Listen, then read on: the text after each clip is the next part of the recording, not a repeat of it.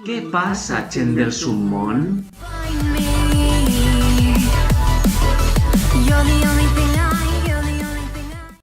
Què passa, gent del submón? Notícia nadalenca d'última hora. Jesucrist és català i recolza l'independentisme.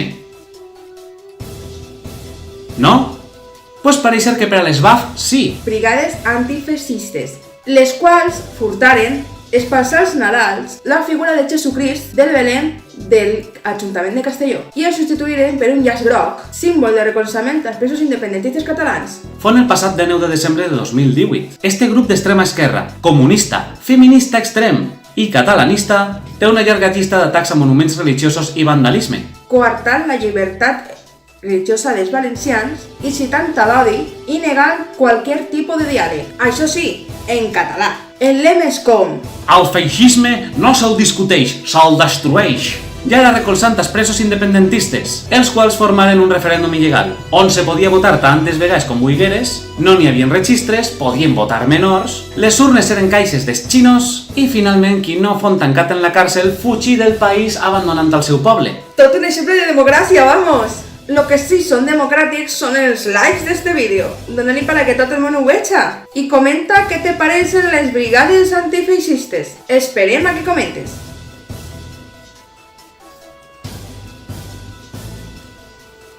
Bé, els que sí que tenen coses que comentar són els veïns del carrer Salvador de València, que duen 25 anys esperant a veure què passa en les ruïnes romanes que n'hi ha enfront de sa casa.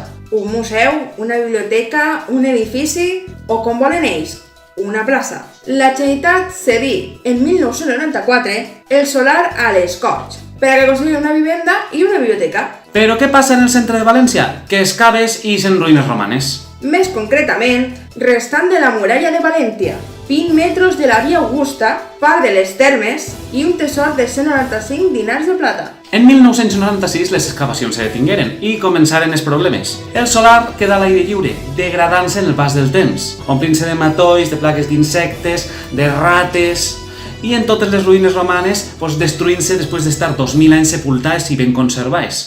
Els veïns duen anys aguantant les males condicions si volen que se faci una plaça, en arbres i tal, o tipus l'Almoina, on podeu disfrutar de les ruïnes, però la decisió de les Corts és passar del mort a la Generalitat i tapar-ho tot. Literalment, ara s'han tapat les ruïnes en terra i s'ha canviat la reixa. Pareix ser que els valencians encara no poden disfrutar de la nostra història i els veïns no podran disfrutar d'aquesta plaça que duen tants anys reclamant. Des d'este canal intentem mostrar el millor contingut de notícies. Així que si t'agrada, subscriu-te i activa la campaneta de les notificacions per estar atent a quan pugem un nou vídeo. I ara, una notícia tremolosa.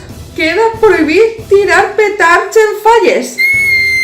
O almenys fins a certa hora. Quedarà prohibit els dies 7, 8 i del 14 al 19 de març. Tirar petard després de les 2 del matí. I els demés dies la cosa se posa més extrema. Dels dies 1 al 7 i del 9 al 13 quedarà prohibit tirar petard més tard de les 10 de la nit, ja que són dies laborables. Segons el cossejat de festes Pere Fuset, se tracta d'evitar sonits estruendosos en la matinada i que ha sigut una decisió tipus consens, o sigui que ha sigut triar entre tot sense excloure ningú. Però no seria aixina si l'Associació Valenciana de Fabricants Pirotècnics, Piroval, la Federació Valenciana d'Associacions d'Amics del Coet i la firma Piro Shopping han denunciat que ni tan sols se'ls ha demanat opinió en aquest assumpte. També han denunciat les pèrdues que patirà el sector. El fet de que sí que haguem participat en una campanya de conscienciació si a cas se l'haguem propost siquiera, o del fet de que l'Ajuntament prohibisca els petards però no prohibisca les verbenes i la música que sí que està fins a altes hores del matí i fa el mateix soroll. Pere Fuset s'ha defès afirmant que els que tiren petards a aquestes hores no són fallers. I punt. Esta polèmica ja se suma a una de les més que té este consejal de festes, perquè comissions falleres ja demanaren l'expulsió per no acceptar el vot de les comissions i per excloure dels premis a que no rotulen català. Nosaltres sempre hem tingut la il·lusió de ser fallers. Per això, si vau passar per Patreon i col·laboreu en el canal, podeu dur-vos vídeos sobre les falles encara més complets. I ara la notícia del dia. Possiblement la trista notícia de que el llegat de Blasco Ibáñez desaparega de València. Tot perquè l'Ajuntament se nega a renovar el contracte en la Fundació Blasco Ibáñez. Els dos reclamen la propietat del llegat de l'artista com cartes personals, edicions originals de les seues novel·les, medalles i distincions que li van donar en la seva llarga vida.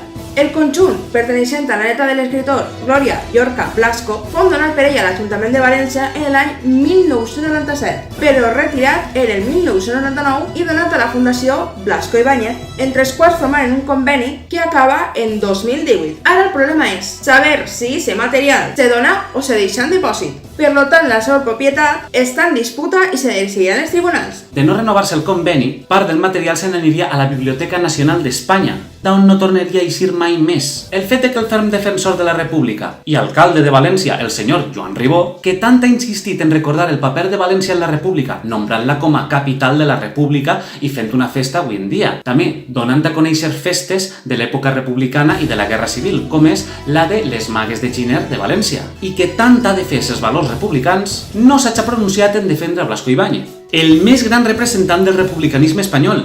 Fa pensar en una certa classe de postureig i tendències ideològiques, ja que Don Blasco també fou el major representant del valencianisme, ideologia gens compartida per l'alcalde Joan Ribó. On podem veure tot això? Pues en les subvencions que ell mateix concedís, ha dit, a entitats catalanistes. Què té que veure tot això en la República i en Blasco Ibáñez? Que no ha mogut un dit per salvar el llegat de Blasco Ibáñez, el major exponent del republicanisme, però sí que subvenciona a entitats com la Societat Coral el Micalet, que és l'autora de la cavalcat de les Magues Republicanes de Giner. Un republicà sí i uns altres no?